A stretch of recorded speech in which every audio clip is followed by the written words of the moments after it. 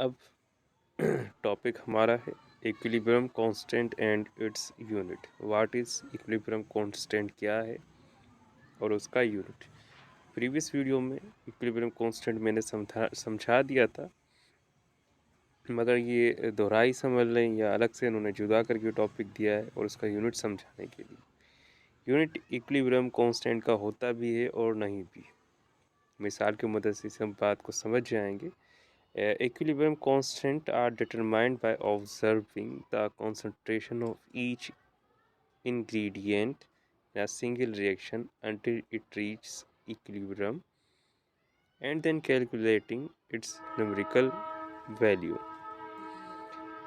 Equilibrium constant की वजाहत इस मुशाहिदे से की जाती है कि कंसंट्रेशन दोनों हर एक इंग्रेडिएंट का सिंगल रिएक्शन में जब तक वो पहुंच जाए इक्विलिब्रियम हालत में और हम उससे इनकी वैल्यूज़ को हिसाब किताब कर लें। You have to figure out the ratio of product to reactant concentration. हम उनकी रेशो निकालते हैं। It is impossible to change a given reaction's equilibrium constant single since concentration are measured at equilibrium। ये नामुमकिन है कि हम तब्दील कर सकें इक्विलिब्रियम कांस्टेंट को जब तक उनकी कंसंट्रेशन मेजर ना कर ली जाए इक्विलिब्रियम में। And this is true regardless of initial concentrations. और ये दुरुस्त है, सच है शुरुआती कंसंट्रेशन के लिए।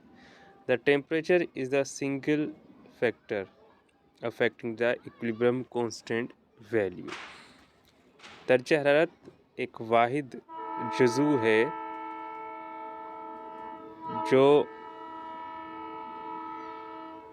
दर्जा हरारत एक वाहिद जुज़ू है, अज्जा है जो इक्विलिब्रियम कांस्टेंट की कीमत पर असरअंदाज होता है। इम्पोर्टेंट इक्विलिब्रियम कैरेक्टरिस्टिक ये हैं। Kc only works in equilibrium. Kc सिर्फ काम करता है इक्विलिब्रियम की कंडीशन पे।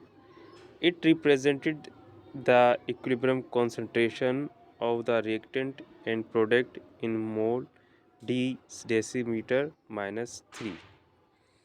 इसे जाहिर किया जाता है अगर प्रोडक्ट जाहिर इक्विलिब्रियम कॉन्सेंट्रेशन को कि रिएक्टेंट एंड प्रोडक्ट को मोल डेसीमीटर क्यूबिक के हिसाब से। Kc is independent of reactant and product concentration। ये इसका इन्हिसार होता है रिएक्टेंट और प्रोडक्ट के कॉन्सेंट्रेशंस के ऊपर। Kc की तब्दील होती रहती है अगर दर्जा हरारत बदलता है।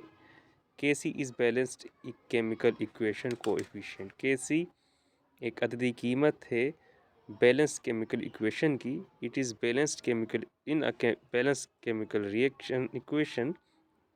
एक बैलेंस केमिकल इक्वेशन के अंदर each reactant and product has a concentration equal to its coefficient. इन रिएक्टेंट और प्रोडक्ट की एक ही जितनी दोनों की कंसंट्रेशन इक्वल होगी उसके कोएफिशिएंट के बराबर में। Kc represents equilibrium position. Kc जाहिर करता है इक्विलिब्रियम की पोजीशन को।